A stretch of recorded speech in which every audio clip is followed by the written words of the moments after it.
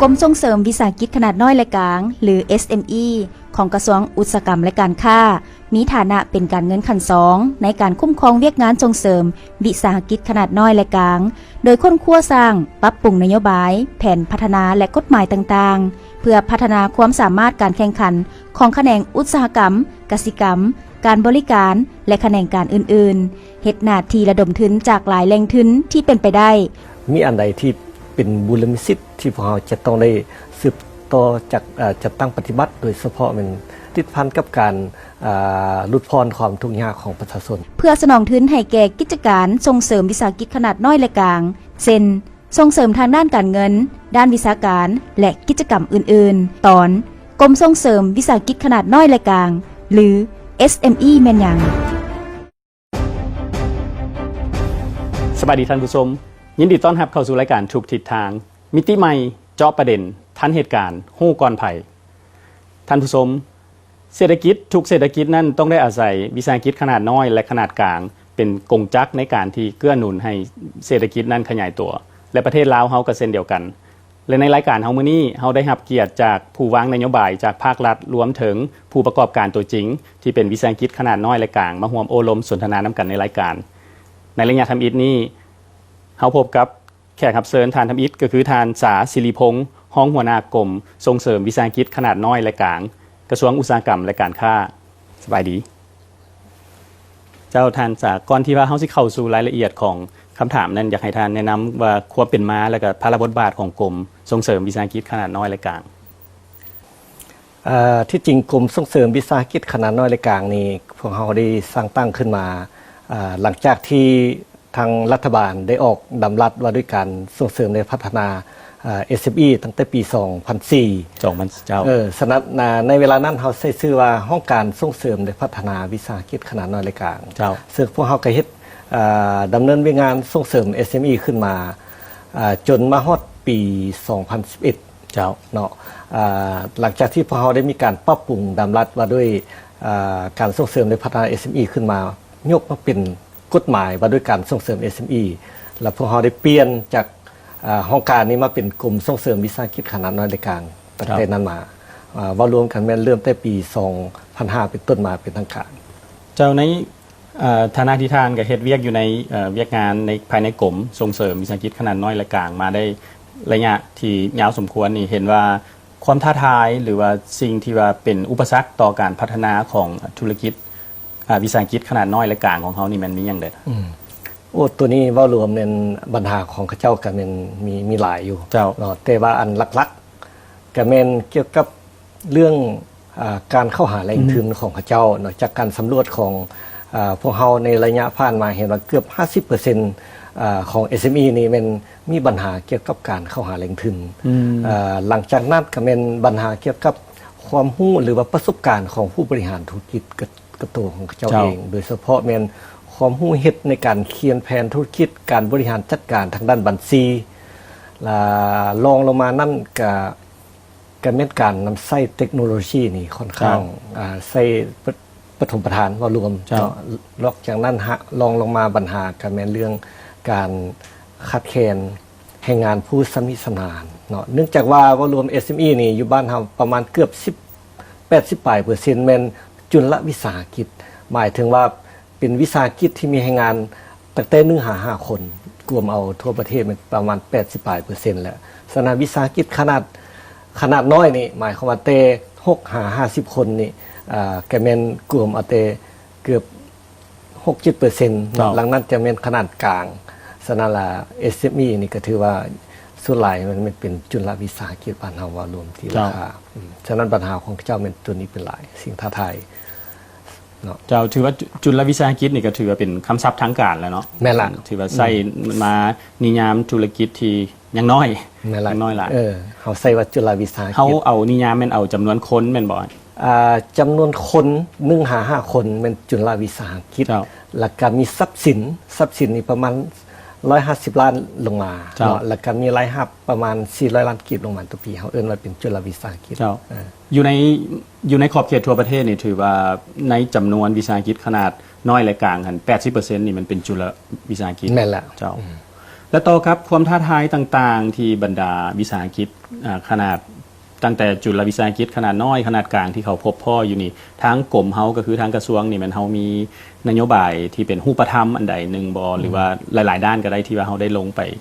เว้าเรื่องสุขยู่ส่งเสริมถึงมาฮอดปัจจุบันนี้ว่ารวมนโยบายของรัฐบาลเพื่อไปกระตุกสุขยู่SME นี่ก็ถือว่ามาฮอดปัจจุบันถือว่าเฮาเอื้อนว่าเป็นระยะที่3ซึ่งปัจจุบันนี้พอเรากำลังจัดตั้งปฏิบัติและเป็นแผนพัฒนา SME 2016-2020เป็นแผนที่3ฉะนั้นในแต่ละแผนของพวกเฮาก็จะสุ่มใส่แต่ละเวียกงานที่แตกต่างกันไปเนาะซึ่งยกตัวอย่างแผนปัจจุบันนี้มันอันที่1นั้นมันพวกเฮายกใส่นโยบายเกี่ยวกับการเพิ่มผลิตภาพ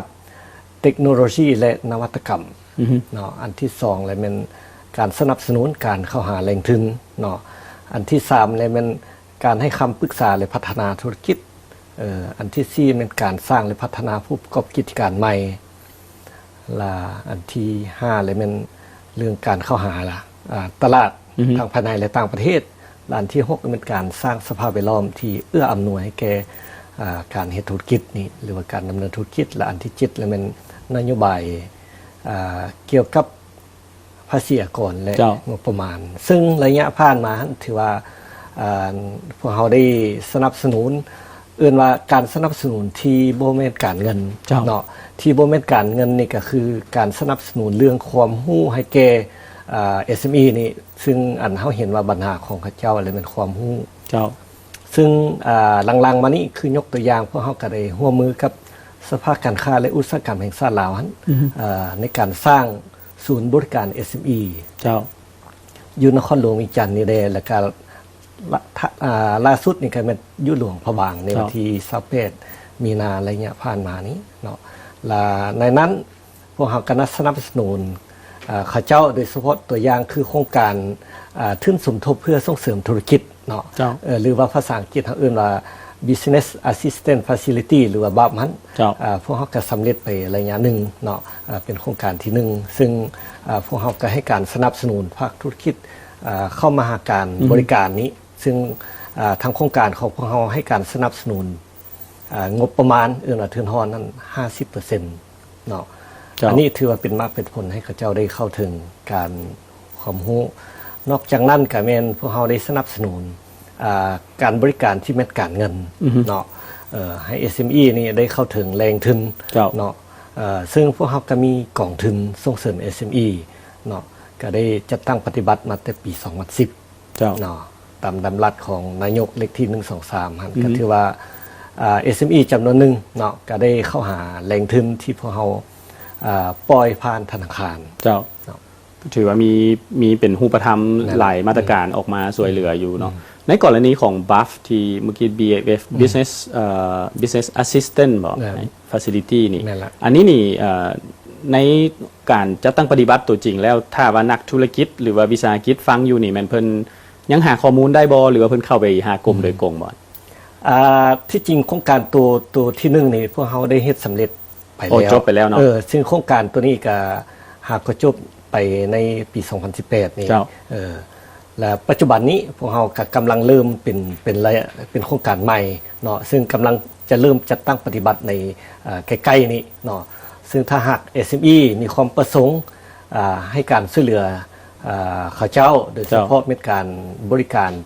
ด้านคำปรึกษาในการจัดฝึกอบรมในความรู้ต่างๆนี่ก็ไปหาพวกเราอยู่ที่กระทรวงอุตสาหกรรมและการค้าถือว่าเป็นข่าวดีเนาะข่าวดีที่ว่าเพิ่นสิเปิดใหม่ในรอบ2นี้แม่นละเจ้าอันนั้นก็ถือว่ารายละเอียดมันสามารถเข้าไปติดต่อพัวพันทั้งกรมเจ้าและเกี่ยวพันกับเรื่องบ่ว่าสิเป็นนโยบายที่ว่าเกี่ยวกับช่วยเหลือที่บ่แม่นตัวเงินแล้วก็ตัวที่ว่าเรื่องให้เขา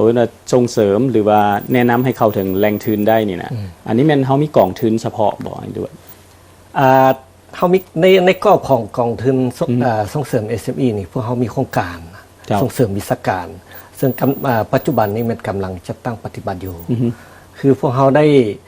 สนับสนุน SME ฮันหมายความว่าให้เขาเจ้าได้เรียนรู้ว่าถ้าหากอยากเข้าถึงธนาคารที่เขาจะปล่อยกู้เงินส่งเสริม SME นี่ จะต้องมีเงื่อนไขใดๆ1 2 3มาหนึ่งในนั้นก็แม่นเรื่องการเขียนแผนธุรกิจการสร้างบัญชีของเขาเจ้าซึ่งพวกเราก็กำลังจัดตั้งปฏิบัติโดยพวกเราได้ร่วมมือกับศูนย์บริการ SME เนาะโดยพวกเราได้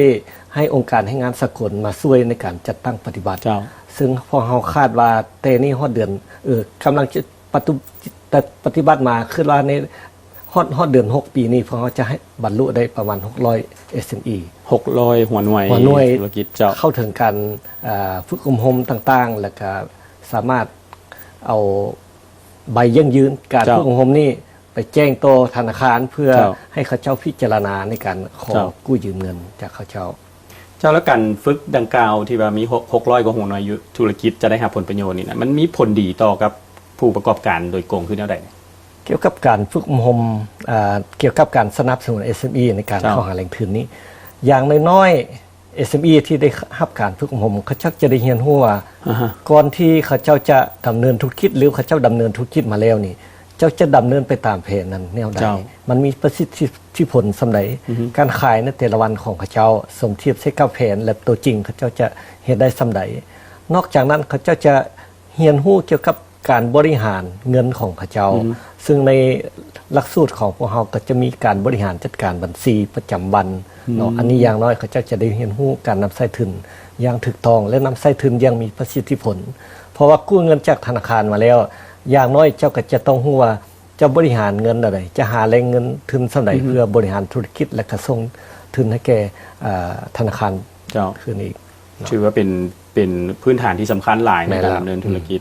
แล้วเนื่องในโอกาสที่ว่าปี 2019 นี่เป็นปีท่องเที่ยวลาวจีนนี่นะในนามของทางกรมส่งเสริมวิสาหกิจขนาดน้อยและกลางนี่เขามีการเคลื่อนไหวที่อยู่ในขอบเขตนี่บ่พวกเราจะเหตุการณ์สนับสนุนให้ภาคธุรกิจเนาะโดยเฉพาะติดพันกับการท่องเที่ยวยกตัวอย่างในระยะผ่านมานี้หมายความว่าเราก็ได้ให้การสนับสนุนสมาคมหัตถกรรมลาวเนาะในการจัดงานวางแสดงต่างๆพวกเราได้การให้การสนับสนุนการวางแสดงของสินค้าโอดอปเนาะซึ่งหากว่าเสร็จสิ้นไปนี้เนาะแล้วพร้อมกันนั้นก็เป็นการจัดงานเทศกาลอาหารที่อยู่แคมป์ของในแต่ละปีพวกเราก็ให้การสนับสนุนอันนี้เราเป็นการกิจกรรมที่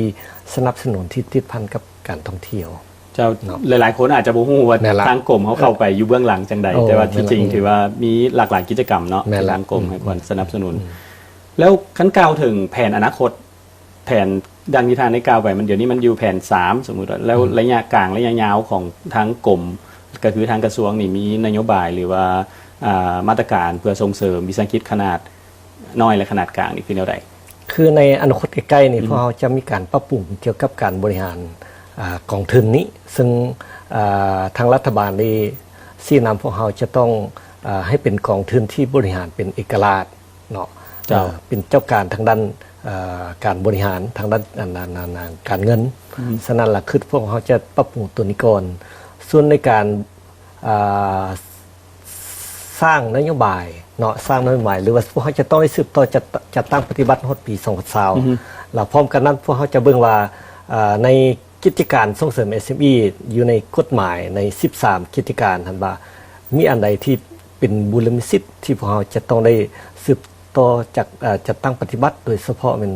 จากการชี้นำของรัฐบาลว่าเฮ็ดจังได๋เฮาจะติดพันกับการส่งเสริมการผลิตเป็นสินค้าติดพันกับการลดพรความทุกข์ยากของประชาชนพวกเขาจะสวมใส่กิจการต่างๆเจ้าแล้วแน่นอนว่ารายการเฮาก็มีผู้ชมอยู่หลากหลายประเภทในนั้นก็มีนักธุรกิจท่านมีอย่างอยากฝากถึงผู้ประกอบการหน้าใหม่หน้าเก่าที่ว่าอยู่ในขงเขตของวิสาหกิจขนาดน้อยและกลางคิดว่าในยุคนี้เนาะอื่นว่าเป็นยุคในการเชื่อมโยงเนาะเชื่อมโยงฉะนั้นล่ะธุรกิจ SME ของเราหั่นจะต้องได้ศึกษาโอกาสศึกษาเรื่องนโยบายของรัฐบาลว่าในปัจจุบันนี้หรือในอนาคตนี้แม้นเพิ่นสุ่มใส่อันใดๆยกตัวอย่างพวกเขาเข้าร่วมประชาคมเศรษฐกิจอาเซียนหรือว่า AEC แล้วเฮาเฮ็ดจังไดจะสามารถผลิตสินค้าออกมาตอบโจทย์ความต้องการของลูกค้าเฮาอยากมองแต่ว่าพลเมืองลาว7ล้านคนเท่านั้นเฮาต้องคิดว่าในอาเซียน600กว่าล้านคนเฮาเฮ็ดจังได๋จะตีเตก ตลาดของเขาเจ้าใดเฮามีโอกาสจังไดจะผลักดันผลิตภัณฑ์ของเฮาได้พร้อมกันนั้นก็แม่นติดพันกับการปฏิวัติอุตสาหกรรมยุค4.0นี่เราจะนำใช้เทคโนโลยีแนวใดเพื่อช่วยธุรกิจของเราให้มันว่องไวให้ทันเขาเจ้าเนาะคิดว่าอันนี้มันสำคัญและพร้อมกันนั้นก็เป็นการดำเนินธุรกิจเป็นติดพันกับการพัฒนาแบบยืนยงซึ่งรัฐบาลก็ได้ออกนโยบายการเติบโตแบบสีเขียวขึ้นมาอันนี้มันสำคัญมันติดพันกับสิ่งแวดล้อมเจ้าท่านผู้ชมและนั่นก็คือเรื่องเกี่ยวกับนโยบายของภาครัฐว่าเพิ่นมีนโยบายจังใดมีมาตรการจังใดเกี่ยวกับการส่งเสริมวิสาหกิจขนาดน้อยและกลางมาห้องนี้ก็ต้องขอบใจท่านสาสิริพงษ์ห้องหัวหน้ากรมส่งเสริมวิสาหกิจขนาดน้อยและกลางกระทรวงอุตสาหกรรมและการค้าไว้เท่านี้ก่อนและยังบ่จบเท่านี้ท่านผู้ชมในระยะต่อไปเราจะพบกับผู้ประกอบการวิสาหกิจขนาดน้อยและกลางตัวจริงที่เพิ่นสิมาโอ้ล้มจากมุมมองของผู้ประกอบการจริงพบกันใหม่ระยะหน้า